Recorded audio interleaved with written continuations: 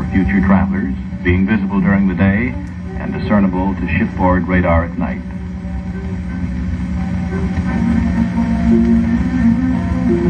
The Storis guides some of the MSTS supply ships through a narrow channel, and then we push on toward the uncharted area between Shepherd Bay and Bellot Strait to attempt to establish the last link in the long-sought west-to-east route. Day after day, our journey continues, noting locations, identifying landmarks, islands, channels, establishing exact locations for the track, which, with the careful soundings being made for water depths, will permit this new route to be plotted on the charts.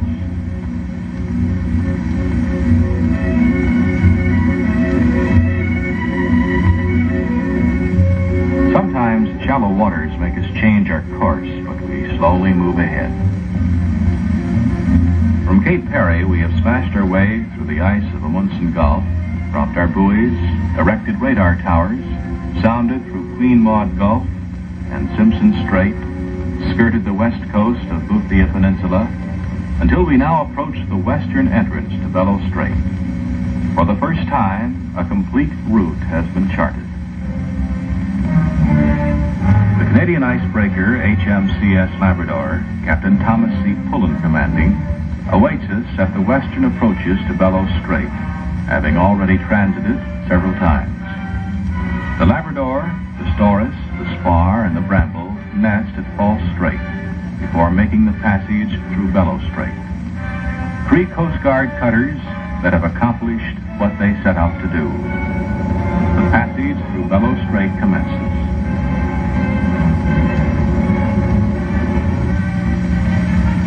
It is September 6, 1957. With the Labrador and the Storis leading, we make the turn into Bellot Strait. For the first time, a seagoing ship of the United States has crossed North America from west to east.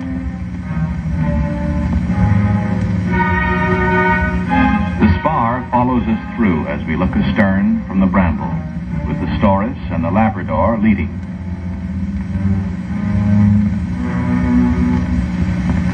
Someone mentions the Northwest Passage and the 450 years through which men have searched for it. Radio men aboard our ships transmit the news to the world. The Northwest Passage for deep draft vessels is, in reality, a long, dangerous route through the ice fields of the Arctic, from Point Barrow through Bellot Strait. Navigation along this route across the North American continent will always be difficult, but an escape route to the east has been established. We pause at the eastern terminus of Bellot Strait after a safe transit. Near the eastern end of Bellot Strait lies an abandoned Hudson's Bay outpost, Fort Ross. The records of early explorers rest in a nearby rock cairn. The Bramble's Lieutenant Commander Carter, with the Spar's Lieutenant Cowing, representing Commander Wood, present to HMCS Labrador's Captain Pullen our itinerary and sailing lists to be placed in the cairn.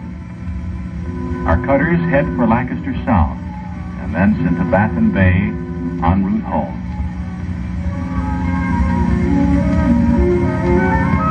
Having seen all of the ice we want to see for a long, long time, naturally we see some more now, and this berg is a big one.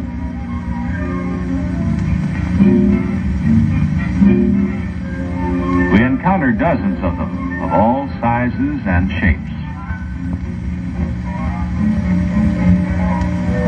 Keeping a close watch for them, we give them a wide berth.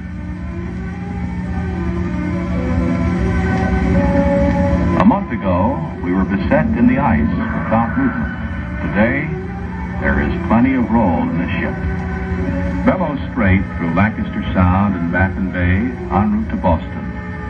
A suitable route to the east for supply ships crossing North America from the west, when ice conditions prevent their return via Point Barrow. There she is, right where she should be, Boston. We didn't expect this welcome on September 24th, 1957, but it's mighty nice to have it.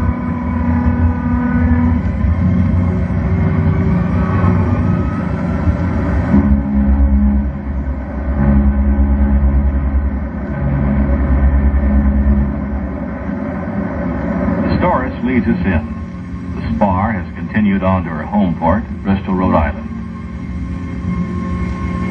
Lines go ashore. The jack is hoisted. The lines are hauled in.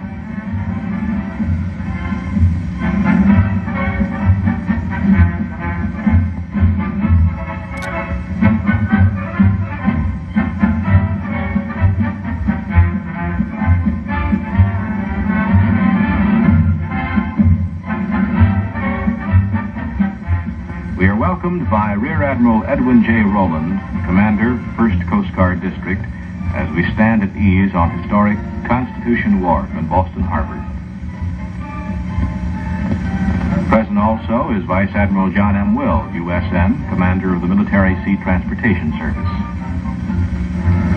The Honorable David W. Kendall, Assistant Secretary of the Treasury, is also present.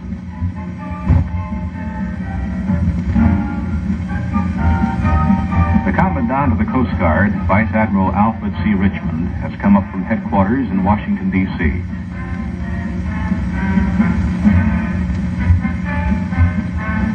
The Canadian Consul General, the Honorable Alexander John Boudreau, offers his congratulations.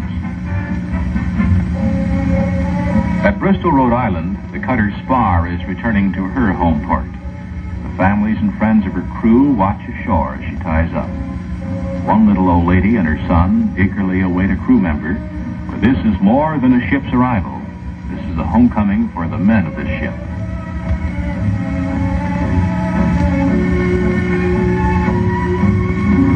A grandson comes home safely again from the sea. Among those who welcome the Spar and her crew is the senior United States Senator from Rhode Island, the Honorable Theodore F. Green. From his vantage point of 90 years, he gives them a well done. Rear Admiral Henry C. Perkins, United States Coast Guard, presents the Spar's captain, Lieutenant Charles V. Cowing, with the plaque commemorating the historic voyage. The Bramble is homeward bound now, back to Miami, Florida. A porthole gets cleaned. Flags fly, including the Bramble's Northwest Passage flag. Miami is there in the distance. We have circumnavigated the North American continent. Me, I hope soon to lose the permafrost from my bones in that warm Miami sunshine.